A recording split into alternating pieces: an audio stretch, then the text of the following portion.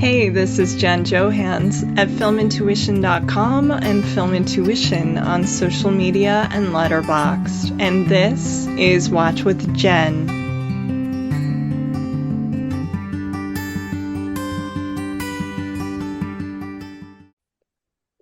It's wonderful to have back Elizabeth Cantwell this week. Elizabeth is a poet, scholar, teacher, and writer whose work you can read at the film journal Bright Wall Dark Room, where she's also an editor. Elizabeth, I am so thrilled to have you back. Like I said off air, you're one of the smartest people I know, and I'm excited to explore any topic with you. I always learn something, especially because this is not my genre overall, and I do want to learn more. Kind of stay away from the gore and stuff that's going to give me nightmares. Otherwise, I'll be like phoning you at 3 a.m, like, what did you make me watch? But I was excited for haunted houses and everything. But before we get into that, how are you doing? I'm pretty good. I mean, I think, 2025 has not been the kindest year to most people, especially out here in LA. It got kicked off to a rocky start with the fires. And, my family and I are just trying to find the joy in the little things, going to a lot of little league games for my oldest kid and, watching my middle kid enjoy second grade. And, my middle kid just discovered the Wings of Fire books, Fire book series. So that's been very exciting to see like the budding reader starting to happen. I love that stage in kids when they discover books and literature and are like, wow, stories are cool. I'm trying to hang tight, trying to see the joy in the non-joyful world around me, I guess. I'm teaching a class on existentialism, which has been one of my favorites. Yeah. It's been really actually interesting to be reading existentialist philosophy and going, how do we make meaning when life feels absurd? Yes. Oh my goodness. I love that. That's my favorite philosophy for sure. I mean, I remember enjoying that. I like the idea of the Stoics in theory. And actually, I just bought, you will appreciate this because we can't keep it in stock at work, but Marcus Aurelius's Meditations. Oh, nice. We have so many we just can't keep in stock. We've been selling a lot of Sartres and a lot of like, oh my goodness. So that's really relevant. Yeah. Feels relevant to our world. Yeah, and I feel like, we're also selling a lot of like the let them theory. Like right now people are, oh my gosh, there's jerks going on. And so we're trying to make sense of it. We can't keep 1984 in stock either. Right. So right by the register at Poison Pen, we have 1984 and On Tyranny. And it's a little bit hilarious. Like people will walk by like, yep, I need that. But listen, like those books are out there that speak to our current moment and I'm glad people are reading them. Yeah, and The Handmaid's Tale. We just got like 10 more copies. Same thing. So I'm glad you're teaching existentialism. You've taught a lot of really cool classes on horror and so I'm wondering, have you ever taught anything on haunted houses and ghosts? Well, there was one year where I was teaching AP Lit, which you can kind of, the AP Lit curriculum, you can kind of modify to whatever you want it to be as long as you're hitting some key literary terms and stuff. Yeah. Did a course on ghosts, and that was really fun. We did like The Turn of the Screw. We read The Year of Magical Thinking actually in that class. Okay.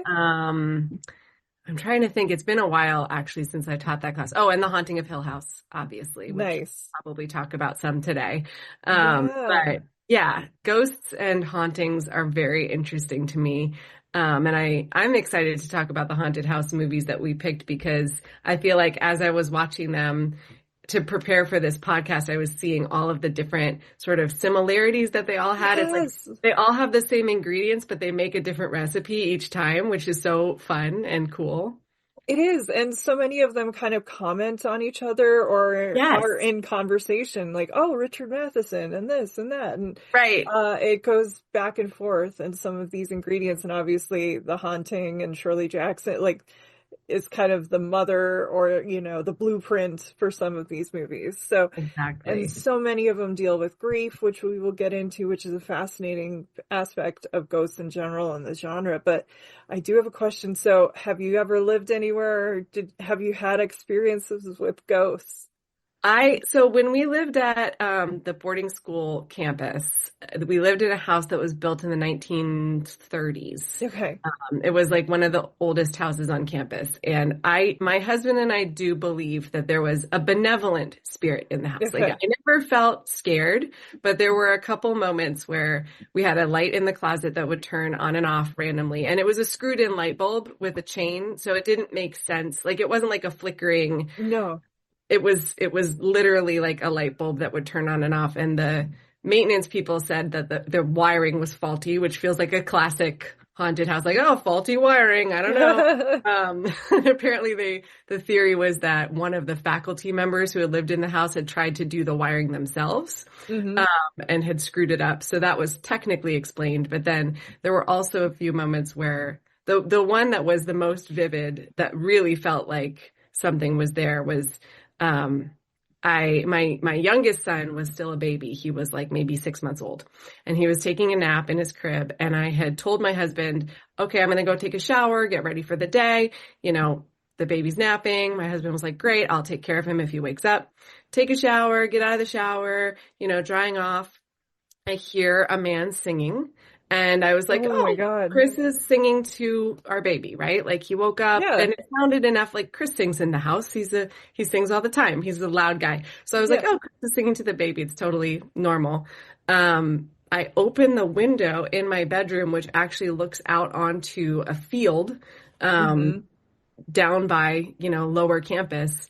And I see through the window, my husband is outside all the way down the field with the three kids. And I was like, Oh. and was singing unexplained. But I do believe, like I said, it seemed like a benevolent, like, a cheery spirit who was maybe just hanging out.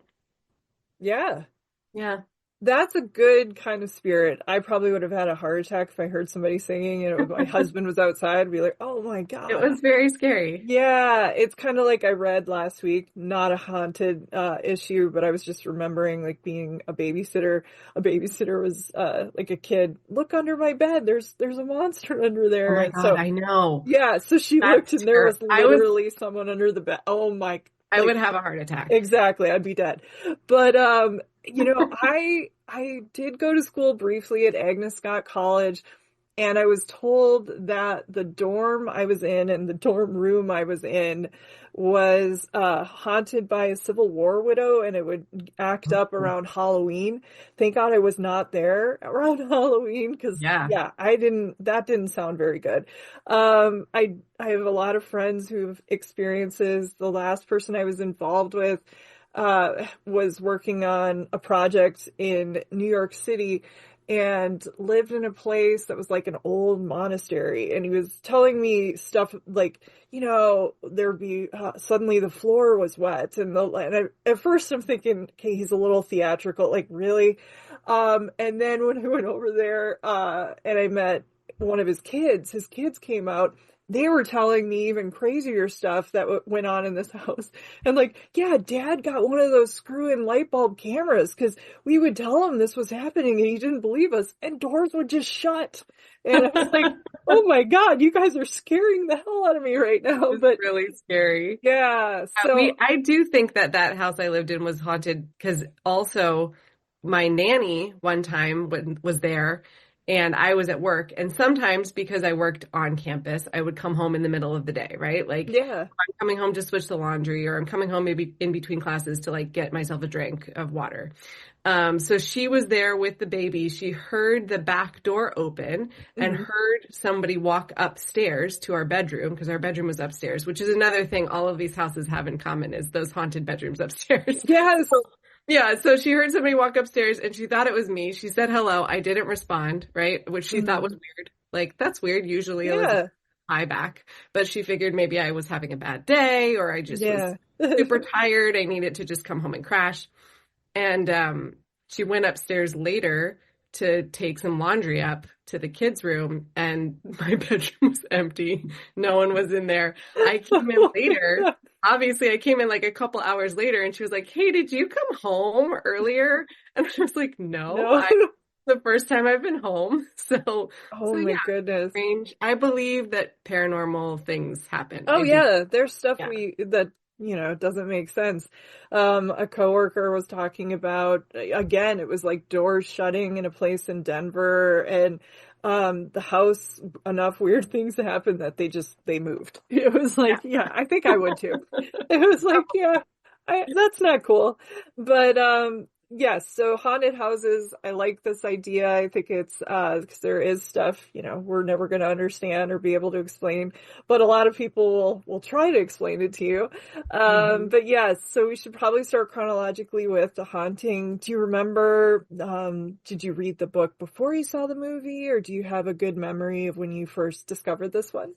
Yeah, well, The Haunting of Hill House is one of my favorite books. I think it's just a perfect, like, I put it in the same category as Gatsby, which might be controversial because I know some people don't like Gatsby very much. But to me, It's both of my them are, favorite book, well, actually. right? Yeah. I feel like The Haunting of Hill House and Gatsby are these perfect little books where every Yeah. sentence matters, every line, there's not a wasted word in the entire book. Nope. Like, you can look at every sentence and understand exactly why it's there.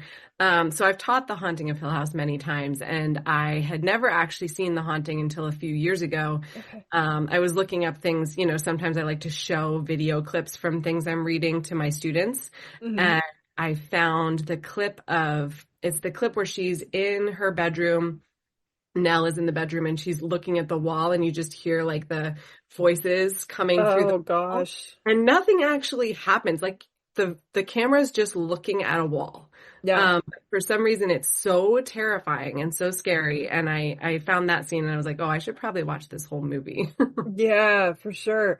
I remember seeing something with Martin Scorsese. I don't know if he made a list later, but it was a thing where he said it's, one of the 10 or 11 scariest movies he had ever seen in his life. And for sure, it's interesting. Robert Wise was working on like West Side Story at the time. Yes. And, Sorry. yeah, I think he just read a review of the book and it just sounded interesting, and then, got into it. I love that Russ Tamblyn is involved because Me too. West Side, I love Russ Tamblyn, and of course, Twin Peaks and West Side Story, as you do. And it was funny because he said, at first he read it and he's just like, this guy's a jerk. I don't want to play this guy. And reading it again and reading it again, he just realized what was so great about this thing. And after he said, it might be one of the few best films I've ever been in. And I agree, it's a classic. It's up there with like The Innocents is another one. I did an Yep. episode on like gothic thrillers, gothic romance with Walter Chaw. And so these kind of go right together. So I do love it. I don't think I saw it though. This is sacrilege until I first saw with my cousins the horrible Jan de Bont version of The Okay. Haunting in 1999. I remember seeing that for like Catherine Zeta-Jones, Liam Neeson, Lily Taylor, like being really excited, and it just not being very good. I think I read the book right after that, but I haven't read it since. And then a few years later, I saw The Haunting. Totally different experience. Yes. Hmm. Yeah. Yeah. Yeah. I think the movie works so well in part because there's so little happening on screen where you have to do it all through sort of tricks, Yeah. camera work, which I think is actually key to all four of these films because True. the whole concept of a haunted house is that you're not seeing Yes. what's in it. So the Yes. camera has to kind of be the haunting presence. And I love the way that Robert Wise does this in The Haunting. I think there's just so many genius moments where that camera is doing so much work. And then, of course, the performances as well. And it sets up that classic, like, the classic question of the book is it the house or is it Eleanor? And the answer Yes. You seems to start be it's wondering. probably a little bit of both, Yeah. right? Like the house itself does have this messed up history, and we have all of these, sort of paranormal events going on, but also Eleanor herself is haunted by her own decisions in the past, her own relationship with her mother, potentially killing her mother. And Hmm. then, there's the question of is she actually causing the phenomena in the house? which I think makes it so spooky.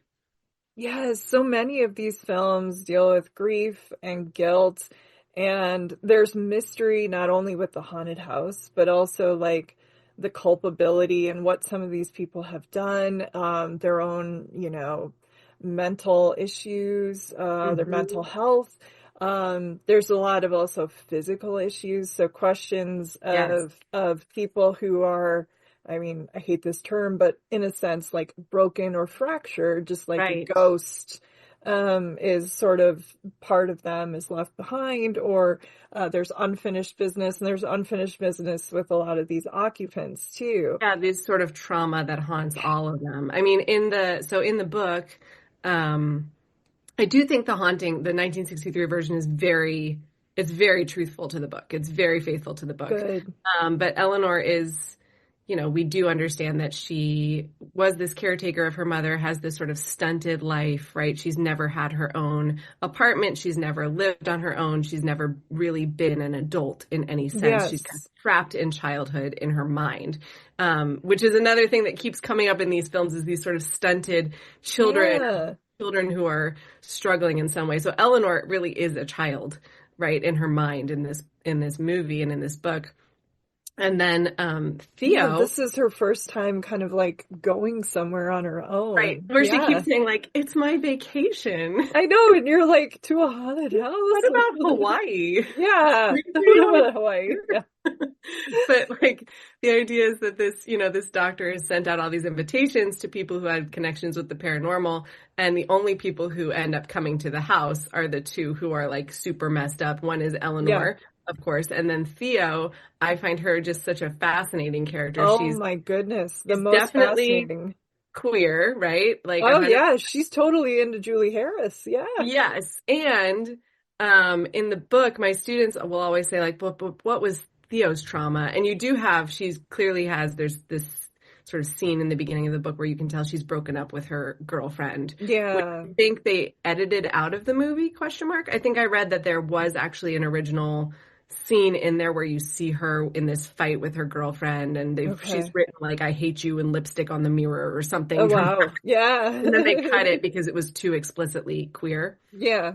So anyway, she's broken up with her girlfriend, but there's also this great line where she talks about going to boarding school and she says, you should have seen that school of mine during vacations. It was so empty. And so you get the idea that she's Oh, this kid who has been sort of abandoned by her family. It's unclear, yeah. did her parents die? In the movie, even she says her name is only Theodora, right? She has no last name. So Yes. Yeah, there's she's just this like, foreboding sense of loneliness around these right. people. Yeah. Right, exactly. Which makes them open to being preyed on by the Yeah. paranormal. Hmm. But This she seems to phenomena. have, Yeah. yeah, she seems to have like no positive family connections in any way. Hmm. Um, and that sort of haunts the house as well. Hmm. Yes, absolutely.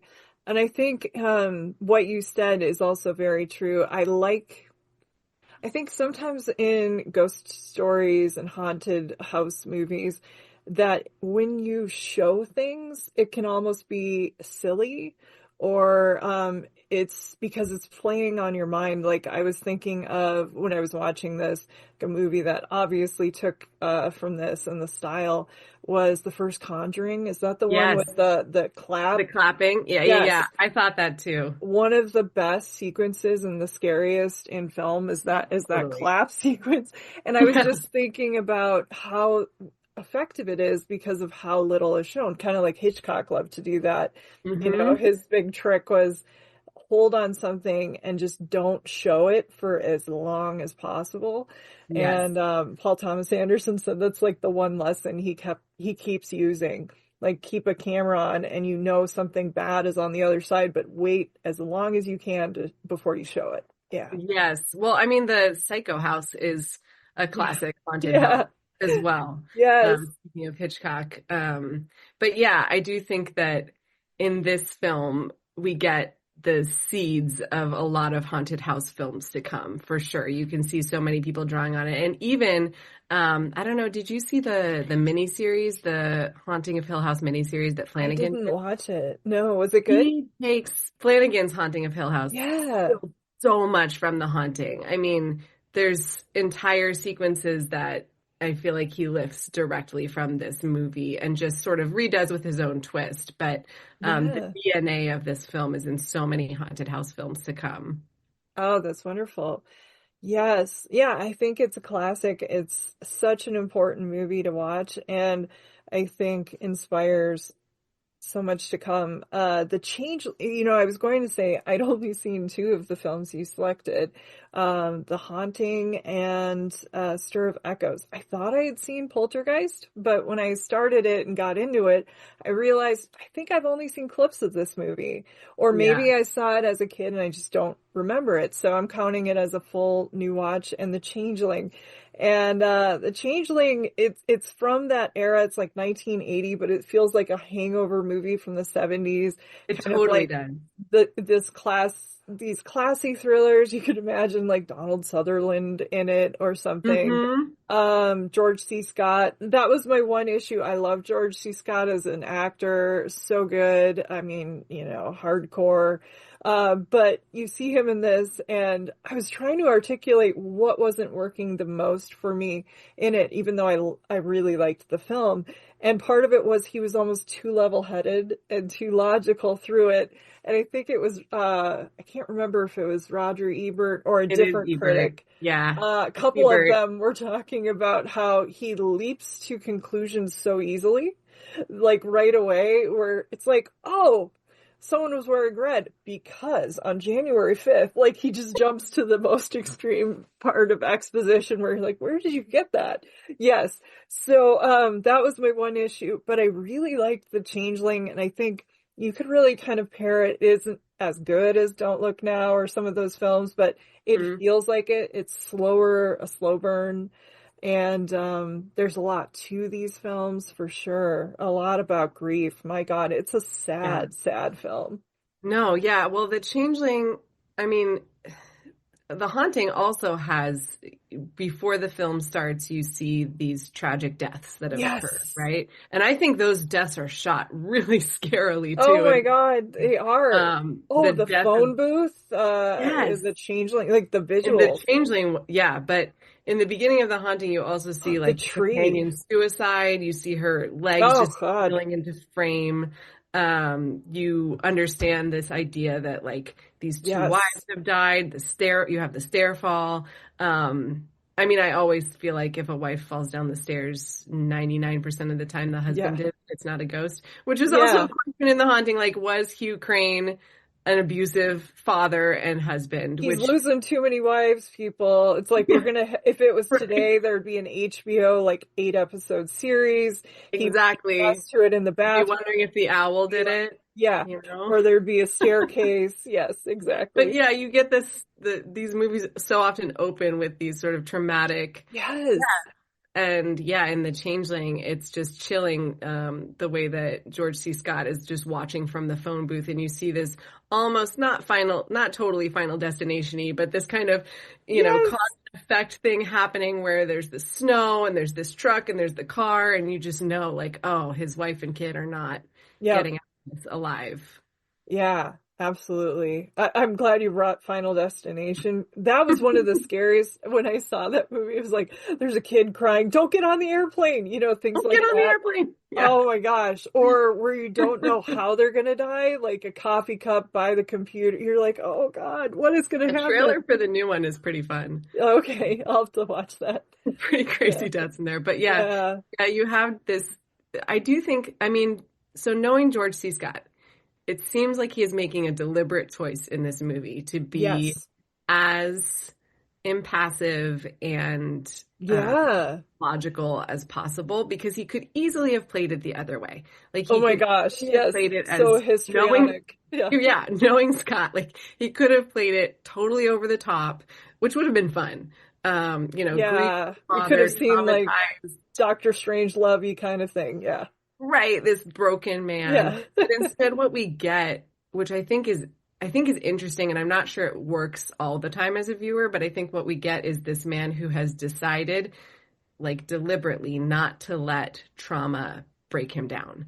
Yes, And he's just kind instead, of going through it, going yes, through the motions, or, like he plays the piano, just go through those scales, just do your thing day by day. Yep. exactly. Mhm. And it even seems like, I mean, since the haunting spirit in the changeling is also a child who died Yeah. tragically, it does feel like he has this moment of like, okay, I'm gonna be a dad in whatever way I know, right? Like my kid was Yes. taken away, now this kid needs me. Like, and you like as a parent, there is sometimes a moment where if something really scary is happening to your kid, you kind of have to pull it together and lie and just be like, everything's going to be okay. Everything's Yes. Yeah. fine, right? Even if you're on the airplane with turbulence and your kid's freaking out and you're internally freaking out, you have to kind of turn to them and say, it's fine. It's normal. This is air. Just hold my hand. We will be fine, right? And I feel like in a Yes. way that's what George C. Scott is doing in that movie is feeling this traumatized ghost of a child and Oh turning God, to I it and know. going, it's going to be okay. We're going to get through it. Like, I'm going to figure this out for you, even if inside he's not feeling great. Yes, there was something very like almost am I the only one who was thinking of the Kennedys when I was Oh, watching no, it? I totally mean, not. Yeah. there's like this Kennedy-esque thing with Turn of the Sun. Of course, watching it now, I'm like, oh, there's a little Trumpy, like the history of Mm-hmm. these families. What did they do way back, and how is it paying off now? And this legacy of how they treat people or, Right. yeah, so it's really interesting. I love anything I mean, that's one thing that's so good about this genre or this subgenre is it deals with history. Yes. So, History and memory. yeah, history and memory. So you get all these things that I find so fascinating. You get psychology, you get history, you get philosophy, But also humanities. what you Yeah. see in each of these films actually is there's always an entity or person or, yeah, we'll just say an entity because sometimes it might be a corporation who wants to make money off of Yes. the That's such a property, good point, Elizabeth. right? So it's Yeah. like this selling of a false history that you get Yes. time. Yeah. What is truth and Is what is, yeah. which is so true to America. I mean, I think that Yeah. many of these are very American films, actually, because you do have Yeah. A this like ghost story in Europe idea. would be totally different. Yep. Oh, totally different. I Yep. mean, I love ghost stories in Europe, but I Yeah. think Yeah. that monetary greed aspect of all of these films feels very American, right? That you have these, Yeah. And rewriting the history and how can I yes, cash in? Yeah. right? How can I delete this file so that I can Yes. sell the property, so that I can become a famous politician, so that I can Yeah. whatever it is. And I Intimidate so it doesn't come out. Yeah. right, right. And that the idea that you have this old man who's this, successful politician and he has this giant corporation, and he's just been, quietly knowing in the back of his head that he's profiting off a dead kid. Yep. Yeah, it's really, Yeah. And doesn't want to fully admit it or yeah, exactly. yeah, Yeah. totally. Yep. Um, Or be confronted with, this false story that he's been living. Yeah. yeah, yeah. Yeah. It's great too because you're dealing with, I love crime movies and crime books. But you're dealing with mystery and Hmm. so there's a lot going on. So I did love all of that with the Changeling. The thing I think Ebert and so many of these critics kept saying was, the contemporaneous reviews, a classy or an elegant picture. And it really is. And I think part of the way that, or the reason they were choosing those words is it's not gory. Hmm. And again, it also felt like, just like The Haunting, this could have been made in 1963 for sure. Oh, yeah. So there's something very mid-century about it, which is interesting. Yeah. not gory, but it is scary. Like I Oh found my gosh, The yes. Changeling actually quite frightening. Yeah. Um, I think the scene where you see the father drowning the kid In the is, bath. What is the deal with so many of these movies and bathtubs? I was I also know, thinking of What Lies Beneath and of course Psycho in the totally. shower, and it's just like, oh my gosh. Kids Yeah. in bathtubs are always a little creepy. Yeah, yeah. But yeah, that drowning scene is quite upsetting. Oh my God. Um, Yeah. and I think sometimes in movies, deaths take shorter than they would in real life. You know what I mean? Like somebody strangles, and oh, Yes. they're only strangled for 2 seconds and then magically they're dead. But Yeah. this drowning really felt like he was holding that kid under for a long time. Yeah, it was Trouble. exhausting, and yeah, you were Um, with him in that scene, and he did not yeah. shy away, which, I give the director credit for, because I wonder if the studio pushed back a little bit, like, that's a little long, but you need it. I do need it. Yeah, especially the way that everything plays out by the ending. Yeah. Yeah. Yeah. And I also think that seance scene is Whoa. just Yeah. an all-timer, like a banger of a scene. That woman came in for one scene and she was like, I'm gonna sell this part. Like that medium. She was the Philip Seymour Hoffman of the movie. Like, Yes, that's what he would do in the 90s. He would be on and like, yep, I'm gonna make you remember me even if I have one line. Yeah. exactly. No, Yeah. she's so effective. That Yeah. handwriting so fast on the papers. And Yeah. I love Yeah. how one guy's job is just to Oh like my move God. Yeah. papers so she can keep writing. Yes. Yeah. But I think it's really, yeah, that scene is very effective and very spooky. Yeah, it reminded me again, watching these in quick succession with the Stir of Echoes when Ileana Douglas put Kevin Bacon Hmm. under. That was like the one sequence I remembered, and him in the theater, Yes. the visualization of that, which I think Brian De Palma talked to the filmmaker about a little bit, like, you need to do something more with that. Yeah, and he did. Yes. Very good. Yeah. Yeah, or Oh, he I gave him love some that. camera advice too about like holding the camera on Kevin longer in certain parts, and Mm. yeah, I think that was important. But yeah, no, The Changeling, and then Poltergeist, I will say watching it today, that was my favorite of the films for sure. It's Besides, such a good I movie. mean, The Haunting is in its own, that's a classic, Yeah. but when you're talking about more contemporary, like from 1980, that's probably, one of the best haunted movies. I remembered, clips of it. Again, I might have seen it, might have not, but I think Jo Beth Williams, this might be like, I'd have to go and look at her whole filmography. She's always good, but my God, I think what you were She's saying great. about The Changeling is so true for this movie too, about a parent wanting to be there.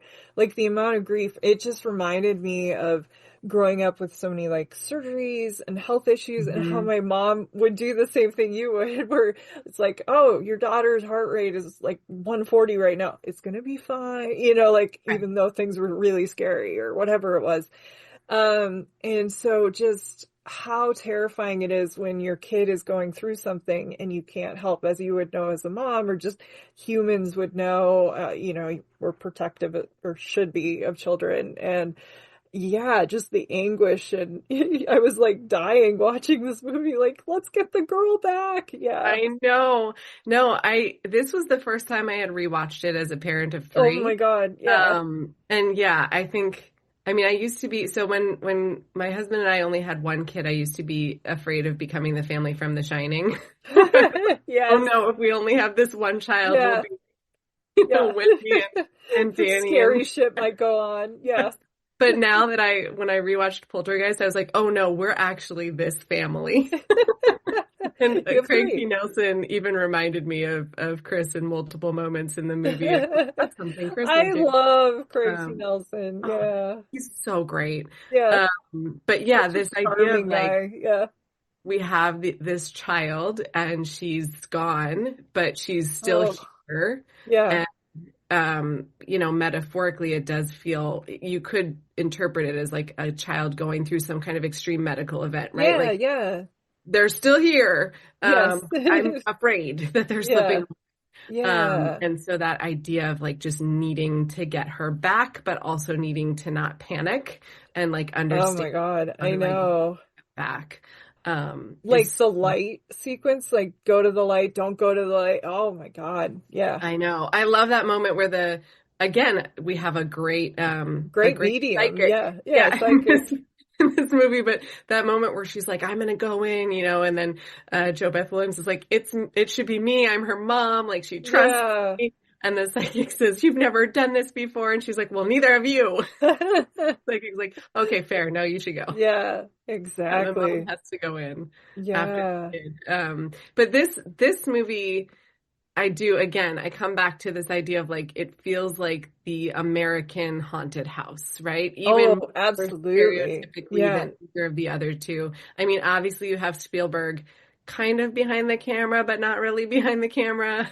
Yeah, there's so many conflicting reports Yes, on whether he actually like some of the cast members were I was there for 6 days, Steven did all six or right. but because technically I think he was working on ET at the time and there was something in his contract where he wasn't allowed to direct and But it even um looks like ET, like when it you're like, is does this the so same much. neighborhood? Like Yeah, yeah. I feel like Steven's three houses down with ET, and then he's I like, know. When they go in the closet, I'm like, is Drew Barrymore in there? I Like, know. yeah. It actually feels like the same neighborhood, but he's doing that Spielberg thing that he does in Jaws of like the horror is an American horror specifically. Like, Yes. it opens with, the Star Spangled Banner is playing on the TV.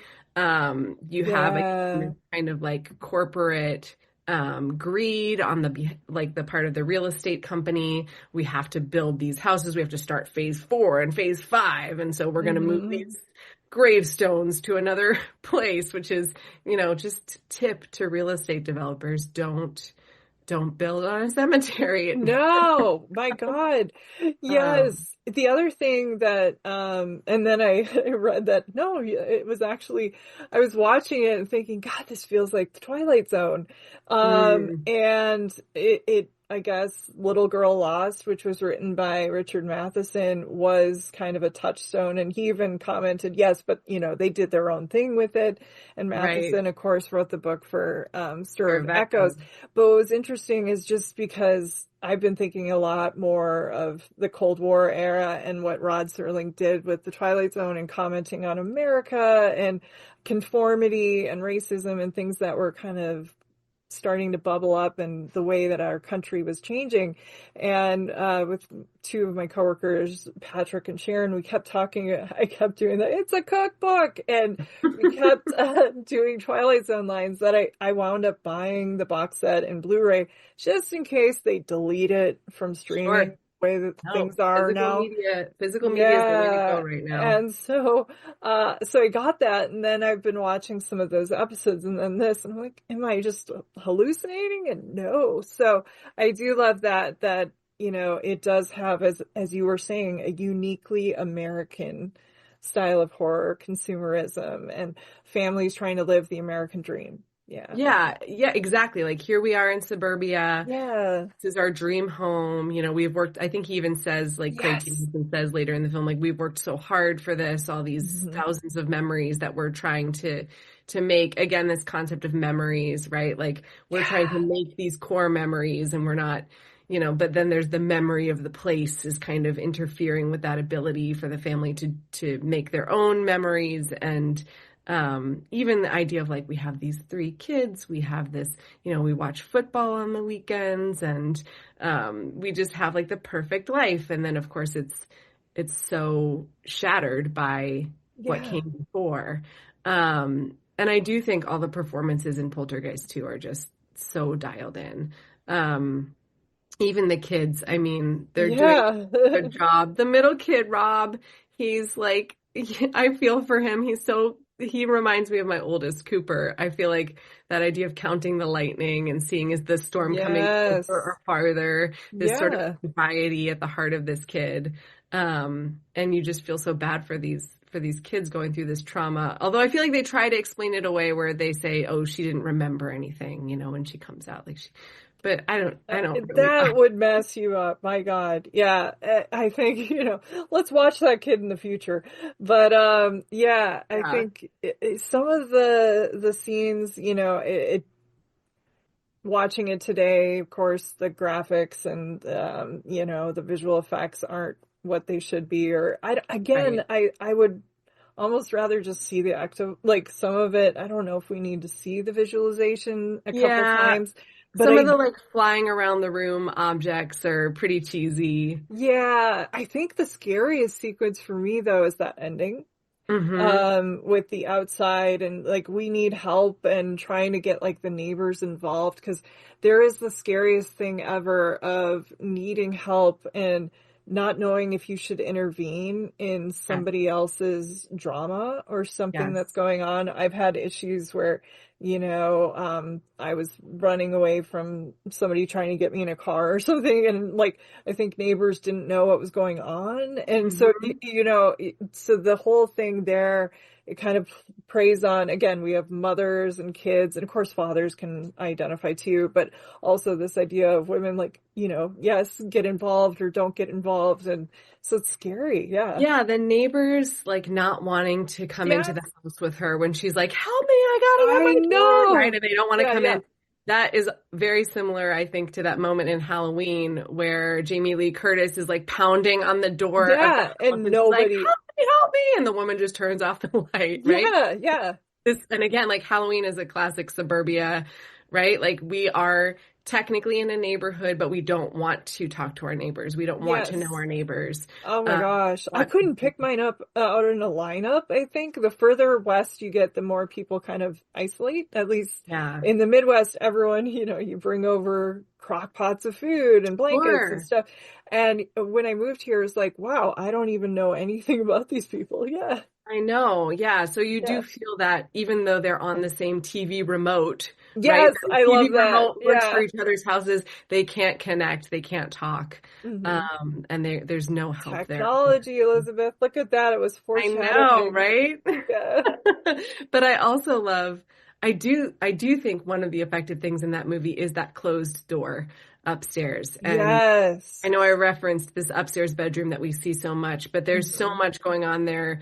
I mean, it reminded me a lot of The Exorcist, right? Where you have this Yes. closed door up the stairs and you're always kind of sort of constantly tracking up and seeing this door. And you just know if we Hmm. open the door, some horrific thing is going to be revealed to us. So we keep the door closed as much as we can, which feels, metaphorical again, right? Like we all have these locked So doors cool. in our Yeah. minds that we can't open up for fear. Again, maybe this goes back to grief or trauma, right? The way you Yeah. compartmentalize and lock away, like I'm going to take this part of my brain or my memory and just kind of seal it off because if it's open, as we see with Kevin Bacon's character in Stare of Echoes, if the doors are open, too much comes in and you can't handle it. Yes. Oh, that's a question I was going to ask you too. Okay. So as a mom and just a sane, intelligent person, after Mostly your things. kid comes back from such a thing, would you ever put your kids back in that fucking room? No, and I Go do to a take issue with hotel. that. I do think I, Yes. it really I'm does like, feel like, what is going why did on, they need JoBeth? to be in there? Yes. Like take them up, bring them down. Let's all camp out in the family room if you couldn't afford a hotel or something. Yeah. They did get the like all clear from the psychic. Yeah.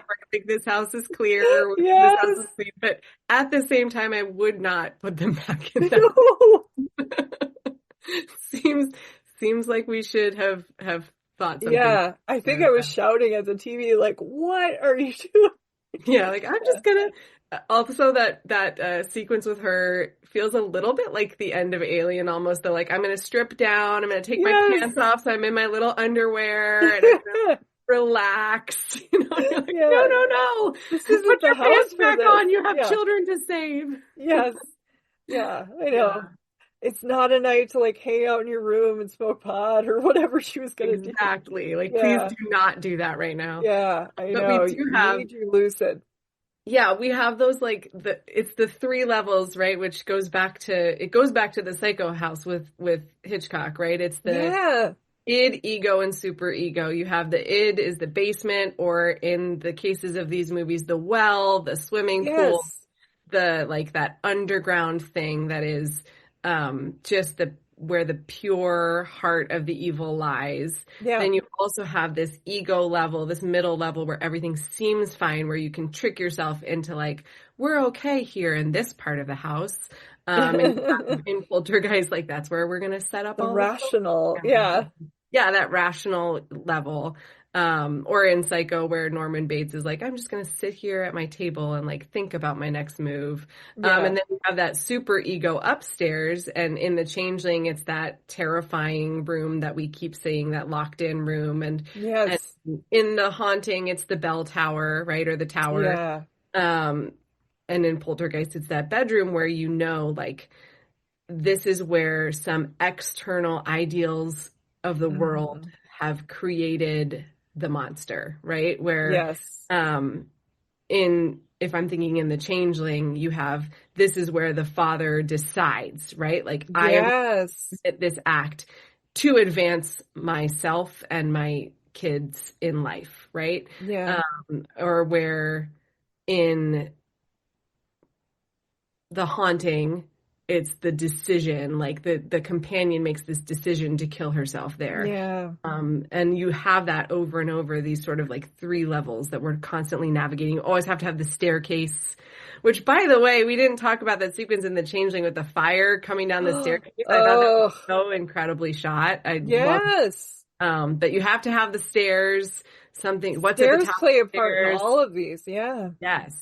How do Mhm. you navigate these levels? And eventually they all either burn up or collapse in on themselves. Yes.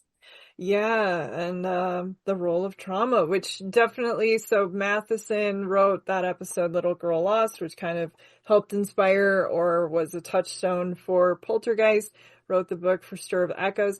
This is one that I remember seeing in 99, which was a very haunted year. We had the remake of The Haunting. We had like Sixth Sense. We had a bunch of these. I mean, you always had horror movies around this time. And today too, I mean, horror movie, it's a genre that keeps inspiring and keeps, scaring the hell out of audiences and does really well. But I remember seeing this, it kind of then fell under the radar. I was drawn to it because of the cast and because I was a nerd and I was like, oh, David Koepp wrote something. Mm-hmm. David Koepp definitely has a thing for stories about horrible things that happen to girls. Yeah. So I think we got to talk to David a little bit. But I like what he's going for. It was interesting watching this back to back with Presence, which I preferred. I Okay. loved Presence. I thought there's so much to that. I'm like, why aren't we talking about Presence more? I haven't I seen. still haven't seen Presence. I really want to. Okay.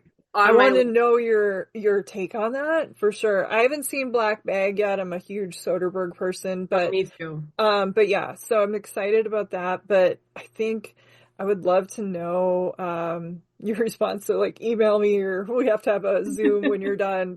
Yeah. But yeah, I want to know about Presence. But yeah, David Koepp, one of the best screenwriters. He's also really good at things in tight spaces. Mm-hmm.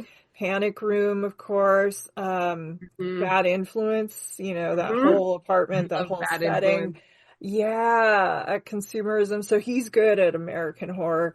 Directed this, wrote it. I didn't like it as much at all on the second viewing, but I love the cast. Catherine Erb, Ileana Douglas, Kevin Bacon. Yeah, good cast. Yeah, I mean, I think that this film also it sort of continues like I said earlier, it does feel like it plays with the same ingredients as the other Absolutely. movies. It's just Yeah. trying to do a slightly different thing, but we Mhm. still have this like, oh, we're in the best neighborhood in the city of Chicago because we all Yeah. look out for each other. And then in this, of course, you also see your neighbors are the people that you should fear, Yeah. right? Yeah. And Do you know people well? Yeah. yeah, exactly. And you have this attempt to live the American dream, right? Like, oh, my kid's playing football and he's going to be, Yeah. the sort of He's got the corruption. arm and like, Yes, yeah, he does. he definitely does. Yeah. This corruption at the heart of this sort of like supposedly idyllic life. Um, Yeah. but I do like that. So I guess Poltergeist I think is the only one of these films that actually feels like it has a functional family at the heart of it. Yeah, yeah, I The don't other get ones, this marriage. no, it He's an doesn't seem, asshole. They're kind of not the most mature people. You can yeah. tell he just wanted to be a rocker, and he's like, "Oh, I don't want to be famous." Bullshit. If he was offered it like a record deal the next day, he'd probably bail on everything. Totally. And he Yeah, has the exact wrong response to learning that his wife is pregnant. I know. Being like, Bummer. Yeah. bummer. Yeah. I mean, it's Um, like, what are you doing with this guy? But yeah. but yeah, and I love how Ileana Douglas is over it, like immediately, like, why are you, yeah. Because you always have that thing. I have had friends, thank God they're divorced and much happier now, where it was that thing where you couldn't really tell the people, like, are you sure about this guy? Like, it would depend, what is my relationship with them like, and what is, and so, yeah, and I love that they are close enough and she knows her so intimately because it is her sister. It's a little different when it's a friend, or, Hmm. or because you don't maybe see them from that perspective as much, but being that she's her sister and probably over there so much, she sees it all. And, wow. Yeah, she is unamused, and I like their dynamic. But yeah, Bacon, unafraid to play bad. One of my favorite Bacon performances ever is the River Wild, and he Oh, yeah. has the best line, "I am a nice guy, just a different kind of nice guy." And I quote that all the time, and I just think that is perfect. He's good at that. I think you totally buy his character in this Yeah. movie. You buy that he's like Oh, this I've met those guys, disgruntled, dated those guys. Yeah. yeah, and he hasn't had the success he wanted in his Yeah. career. He's sort of like sees himself a little bit as a loser, Yeah.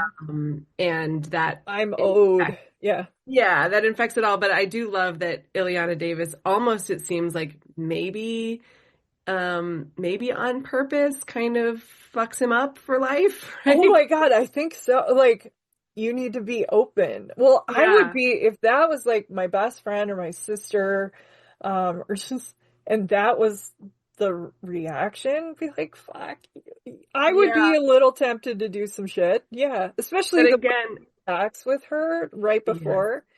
He's like a bully. Yeah. He is. He totally is. And I think what's interesting about it is if we do have these sort of locked doors and locked bedrooms in these other movies, here you have a character saying, like, I'm not going to let you lock anything up anymore. Like, Yes. now all the doors have to be open. And it torments him, right? Like, where he's Yeah. now like flooded with this stuff that he doesn't understand. I think that sex scene is so troubling. Yes. Oh my God, it's so disturbing. Where Yeah. she's like super into it and he's like, hold on, I'm Yes. getting images of something bad. Yes. Is that the one with the fingernail? Oh God, there are some images in that movie that just scare me to death. Yeah. There really are. I mean, the tooth thing for me is Oh yeah, I don't yeah. like Oh yeah. taking the tooth out in front of the mirror. That's like a classic anxiety dream. Yeah. It's like, are we in The Fly all of a sudden? Yeah. Hmm. Yeah. And all those, I mean, that is so similar to that poltergeist scene, right? Where the guy Yes. goes in front of the mirror and his face is like rotting off and Yeah. yeah, it's great and upsetting, but I also did, I mean, I think that the kid talking to the ghost is another classic thing that this movie uses, which reminded me even a little bit of Sinister, right? Where you have this kid who's like tapped into, like, I can talk to Sixth Sense, right? I can see dead Yeah. people. Kids that are like in tune with ghosts or scary, that to me is like the scariest thing ever. I remember it was like one of the New Nightmare, I think it was. Hmm. There was something with a kid, and we got to a scene on the playground, and my brother's like, I'm gonna have, and he loves horror movies. I'm gonna have nightmares. I can't do kids being freaky. Like, it just, that was too No. much. Okay, so this story will bring us full circle back to Mike Flanagan's Haunting of Hill House miniseries, but no spoilers, I guess, for anybody who hasn't seen it and wants to, but there's an episode, the episode I think is the best, is called The Bent Neck Lady, and there's this Okay. image returning throughout the episode of this woman standing over the bed with like this neck sort of bent over in this atrocious, awful way, that where she's clearly again, no spoilers, but like somebody who's hung themselves, Yes, right? Standing up, exactly. right? Hmm. Just haunting, the bedside of this character. And it's a very scary episode. Again, like one of those moments where you're like, that scared me, and now I need to put the light on while I'm in my own bedroom. Yeah. And the night I watched that episode, my oldest kid was about 6, I think. Okay. He was like 5 or 6. And I was sleeping and had that thing where you wake up because you just kind of feel watched. Yeah. And I opened my eyes and my son is standing. Oh, I geez. kid you Cooper, not, no. standing over the bed, leaning over me exactly like the bed neck lady. I did the full body, like sitting straight up gasp, where I was Did you hit his head? like I was coming out of a tomb. And I was like, Cooper, you can never do that again. Like, No. Oh my what are God. you doing? And he was like, I just wanted a glass of water, and I was like, please just wake me up next time. Like, put your hand on me and say, Mommy, I need water. Like, do not stand and stare until I just wake up from the power of you staring, because I will have a heart attack.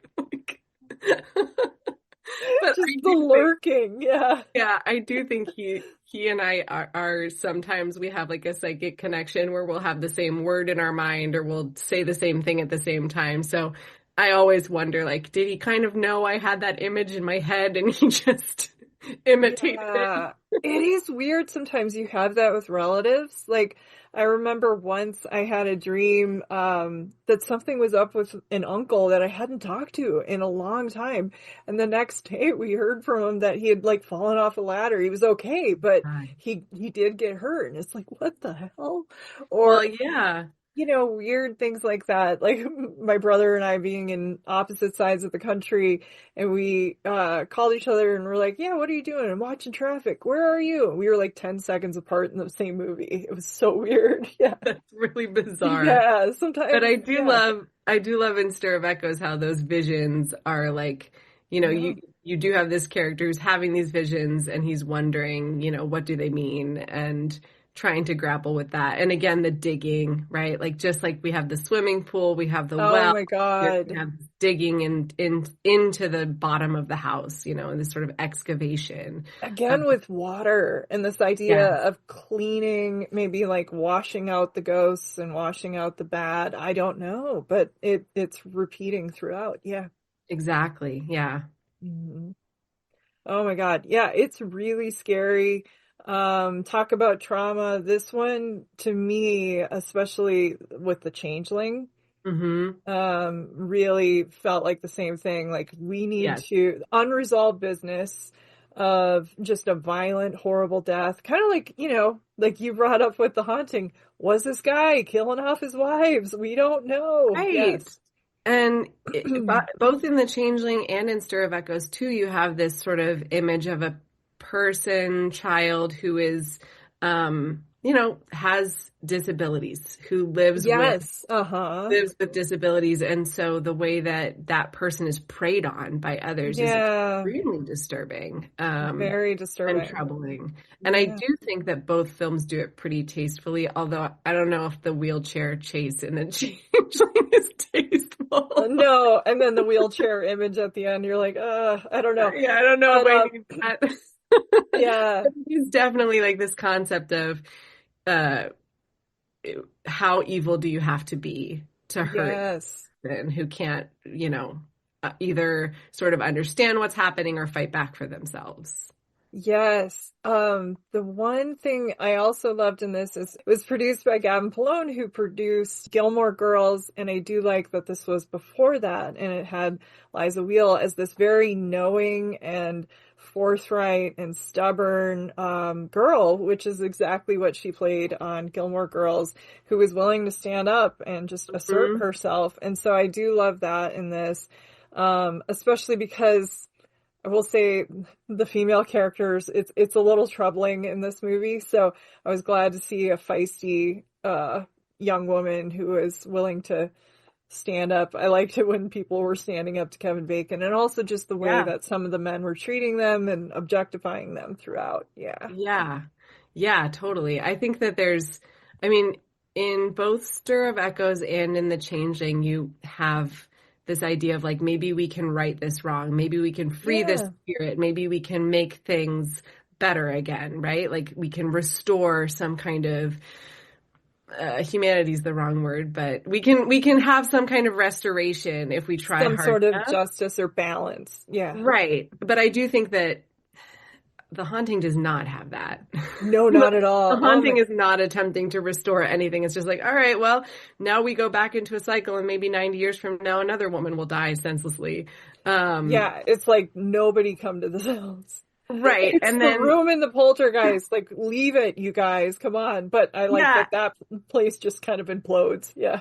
And I don't feel that Poltergeist has any restoration of justice at the No. end either, because yeah, the house sort of collapses in on itself, but all of the undead body, like the bodies are still there. I And don't the kid knows that, there's more drama everywhere. Yes. right, and I don't think that the company who owns that land is going to then take those bodies and give them a proper Oh, burial, not at all. like in another graveyard. And I'm sure they're going to continue on with phase 5. Like, Yep.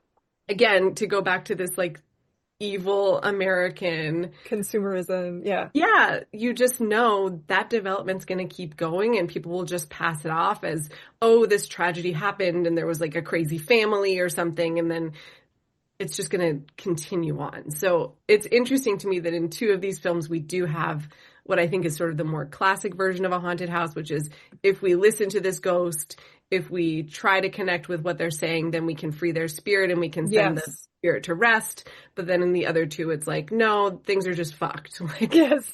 you're not going to Exactly. fix this at all. Yeah, some stuff you cannot, yeah, you can't right that wrong. There is no justice for some of this. Yeah. Or Yeah. explanation. Like there's just too much that is uncertain, kind of like the idea of ghosts. We're never going to fully Right. understand it, because it's otherworldly and beyond our comprehension. But other films that you recommend that are kind of this, idea. So I'm going to be rewatching Rosemary's Baby for an episode with Adam Naiman on Ira 11 Thrillers. And I thought of Repulsion when I was watching some of these as well. Of course, you mentioned The Shining classic. Yes. Don't Look Now. Any others that you recommend? Because this is your genre. So Yeah, I mean, I really liked The Others. I haven't seen it in a long time, but I remember really I liking did The Others a too. lot in terms Yeah, of that. It does the twist really well. I don't know. Again, I haven't seen it in a long time, so I'd have to rewatch it, but me I do like the too. way that plays with it. We mentioned The Conjuring, and I think The Conjuring is great. Yeah. Anything with Patrick Wilson, really. Yes. The Conjuring's awesome. The Ghost of Mrs. Muir, do you know that one? Yes. An old one. I mean, it's not quite the same because it's not really a haunted house, but if we're talking about just about ghost movies, that's one that Yeah. I saw. I like caught it on TV when I was a teenager, and it was one of those things where it was kind of on in the background. I think I was homesick or something, Oh, sick day movie that I just turned on the TV and found myself really drawn in and like, wait, what is happening in this movie? What is going on? And then, I mean, I do think Evil Dead 2 is a great oh yeah. haunted house movie. Evil Dead 2 Yeah, is so fun too. I mean, Bruce Campbell is just at the top of his game in that movie. for sure. Yes, but I loved this idea. I loved exploring it with you. So any more ideas you have, just let me know. You always are welcome back. You and Chris, you separately and Chris separately, Cantwell's have an open invite for sure. Well, this Yeah, was really fun. Thanks for letting me get to rewatch these movies and talk about them with you. I, of I actually course. did have so much fun. It's just so much fun to watch good movies, Jen. I Watching good movies know. is There one aren't of that those many things. anymore. It's Yeah, one of those things that's bringing me joy. Just turning right. on a movie and knowing you're in good hands with a director who is going to be doing something interesting, making choices, not relying on AI to generate backgrounds or I whatever it may be. know. Yeah. Yeah. Like I forgot to even mention in Poltergeist the dolly zoom. Yes, the Straight dolly out zoom of like, shot, so good. yeah, it's like Vertigo and then the Spike Lee thing. So I love that too. Hmm. It's fun to watch these. The directors are doing things. Yes, Yes. exactly. And, I was grateful to watch all of these. I'd only seen half of them. I'm also grateful that Cooper didn't make an appearance and lurk Thank and God. scare us to death. Thank No, God. I love your kids, but yes, absolutely. Thank you so much, Elizabeth. Thank you, Jen. I also want to thank everyone for listening, especially my patrons who support the show and help fund my research, equipment, film rentals, RSS fees, and more for as little as $1 per month at the Film Intuition Patreon, which is the home base for the show.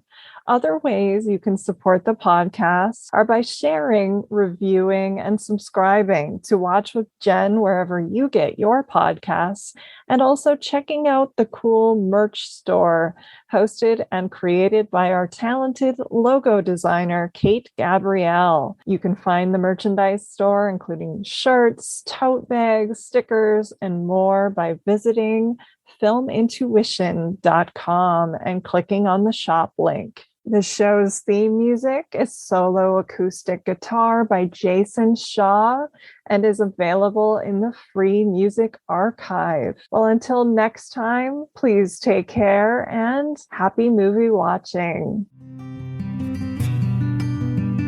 This is Jen Johans at filmintuition.com and Film Intuition on social media and Letterboxd. And this is Watch with Jen.